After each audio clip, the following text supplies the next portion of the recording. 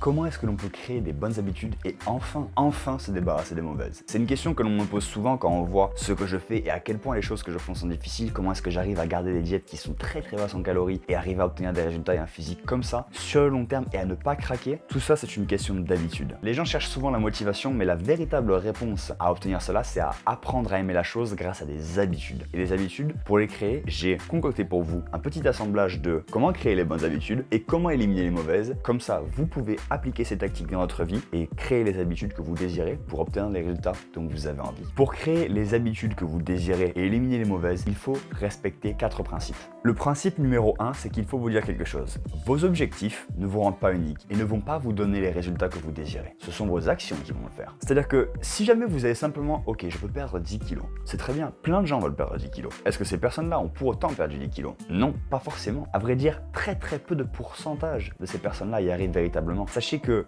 au moins 70% des diètes échouent. Parce que les gens n'y vont pas avec la bonne mentalité à l'intérieur. Donc il faut se dire quelque chose, c'est que quand vous allez dans une activité comme la perte de poids, qui peut être particulièrement dure à certains moments, il faut y aller avec la bonne mentalité. Et voici ce que je vous conseille de suivre. Il y a ce concept en anglais qu'on appelle le be, do, have, c'est-à-dire être, faire, obtenir. Les gens visualisent souvent avoir à obtenir un résultat, donc le have, l'obtention de quelque chose. Et si on essaie de le faire en n'étant pas le bon type de personne qui obtient ces résultats-là de manière régulière et simple, c'est beaucoup plus compliqué et là on est obligé de se motiver pour le faire. Et au début c'est nécessaire parce que changer son identité ça prend un petit peu de temps, mais lorsqu'on a véritablement changé notre identité à nos propres yeux, là on est véritablement capable de faire toutes ces choses-là qui semblent difficiles pour la plupart des gens, mais pour nous elles sont très simples, pour vous elles seront très simples. Parce que c'est vous, tout simplement. Beaucoup de gens me regardent manger différemment qu'eux au restaurant et se disent mais comment est-ce que tu peux faire? Pour moi je me considère comme un athlète, comme quelqu'un qui fait ce genre de choses-là parce que c'est ce que je suis, c'est mon identité. De ce fait, ce n'est pas un effort pour moi, c'est naturellement ce que je vais faire. Quelqu'un qui aime, par exemple, je ne sais pas, faire du canoë. Naturellement, son identité, c'est aller faire du canoë. Certaines personnes n'aiment pas ça et ils vont le regarder et vont se dire mais comment est-ce que tu arrives à faire ça? Pour eux, c'est évident, ils adorent ça, donc il n'y a pas à s'embêter, c'est naturel, vous allez le faire naturellement. Et donc c'est ça que je vous conseille de faire. Au lieu de vous concentrer sur l'obtention d'un objectif, devenez le type de personne qui accomplit ses objectifs en tant qu'habitude. Exemple, c'est bien plus compliqué pour une personne pour qui son identité c'est je suis obèse, je suis en surpoids, de devenir et de manger les bonnes choses, d'aller à la salle. C'est bien plus compliqué qu'une personne qui naturellement a un bon corps, qui est un athlète, qui est une personne qui prend soin de sa santé. Cette personne-là, c'est naturel. Elle va à la salle comme si elle allait au lit. C'est exactement la même chose. Changez cette petite chose dans votre tête, ça va vraiment faire la différence. Second concept extrêmement important, réalisez que c'est bien plus efficace de faire des petites améliorations tous les jours plutôt que de faire un gros truc rapidement et de redescendre à zéro. On voit beaucoup plus de progrès si on fait une amélioration de 1% tous les jours plutôt que de faire 5% un jour et après redescendre à moins 6%. Parce que vous allez absolument tout perdre et souvent, c'est pour ça que beaucoup de gens parlent de l'effet yo-yo parce qu'ils redescendent en dessous de ce qu'ils étaient auparavant.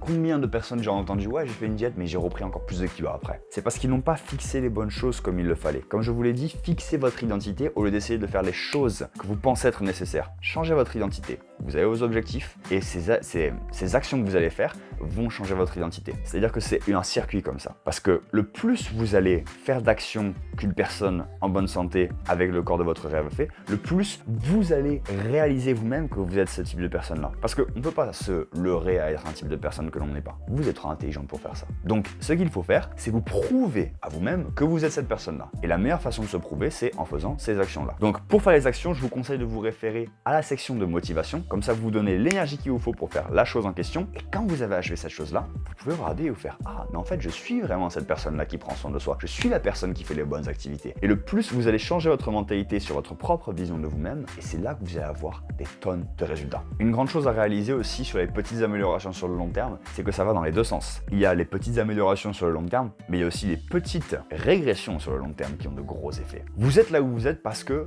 vous avez fait un enchaînement d'actions sur des années qui a fait que vous êtes là où vous êtes. Un exemple, imaginez-moi, je vais respecter ma diète, mais je vais manger juste un tout petit peu plus que ce qui, je sais, va me faire rester à mon poids normal. Si je fais ça, et j'étends ça sur 10 ans, certes, j'ai mangé juste un tout petit peu plus, c'est à peine noticeable sur 1 mois, 3 mois, mais sur 10 ans, je suis obèse. Parce que j'ai continué à faire ces petits 1% de négatif sur le long terme, et ça m'a mis dans une situation où je me regarde dans le miroir et je fais « Oh, mon Dieu !»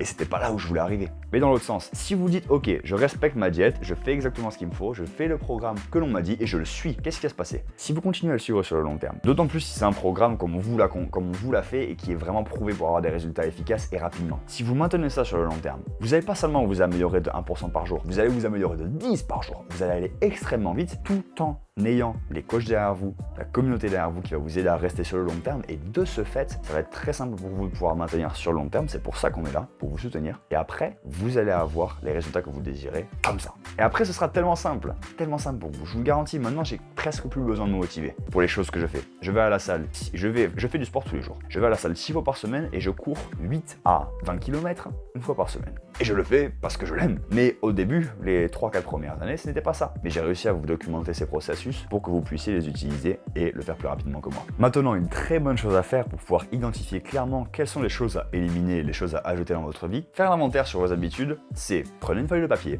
et vous faites 3 colonnes, 2 traits. En haut de la première, vous mettez un moins.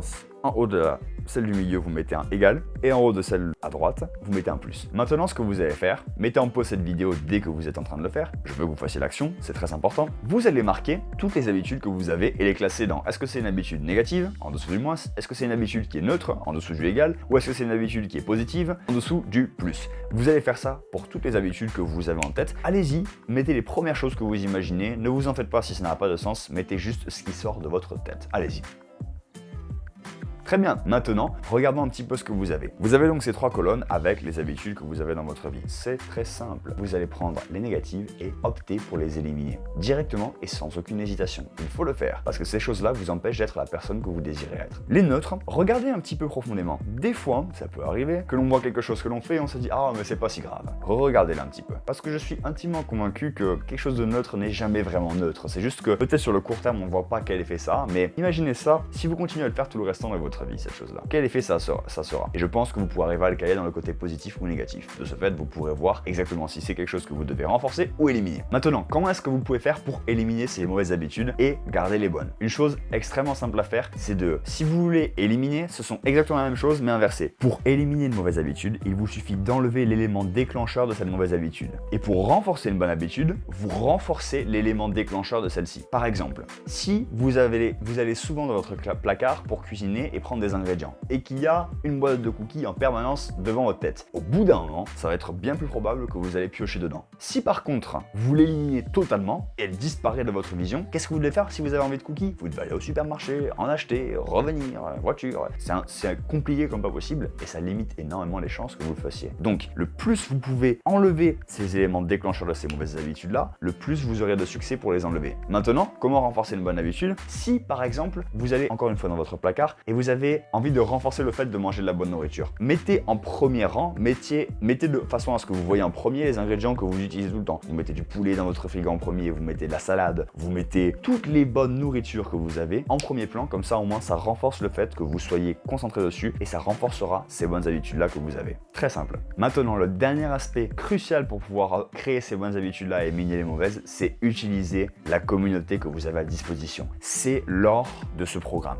Les gens que vous allez rencontrer dans le programme, des personnes comme vous qui sont en train de perdre du poids, des personnes qui ont déjà traversé cette phase-là et qui ont déjà eu un corps que vous désirez, aidez-vous de ces personnes-là, elles seront ravies de vous aider dans votre perte de poids. Très important. Et aussi de votre coach, il est là pour ça également. On est là pour ça, on est là pour vous soutenir et faire en sorte que vous accomplissiez vos objectifs. Maintenant, qu'est-ce que vous pouvez faire exactement? Voici 2 petites options à vous proposer. Parlez-en à votre coach. Dites-lui, j'ai envie d'éliminer ces mauvaises habitudes-là, j'ai fait ma liste, je veux éliminer ces habitudes-là et renforcer celles-ci. Et nous, on va faire de notre mieux pour pouvoir vous aider à accomplir ces objectifs-là. Seconde chose, il faut que vous ayez une chose très très importante. Il faut que vous ayez quelque chose pour vous récompenser si vous accomplissez cette bonne habitude et vous punir si vous ne l'accomplissez pas ou si vous faites quelque chose que vous ne désirez pas. Une chose que je faisais récemment pour respecter une diète, c'est que je m'étais installé une punition. Si j'étais au-dessus du nombre de calories que je devais consommer, je devais faire une fente par calorie que j'ai mangé. Un jour, j'ai fait un repas triche. Je me suis retrouvé à 1008 calories de plus que ce que je devais manger. Je vous promets que les 1008 fentes m'ont pas donner envie de refaire des cheat meals tant que ça.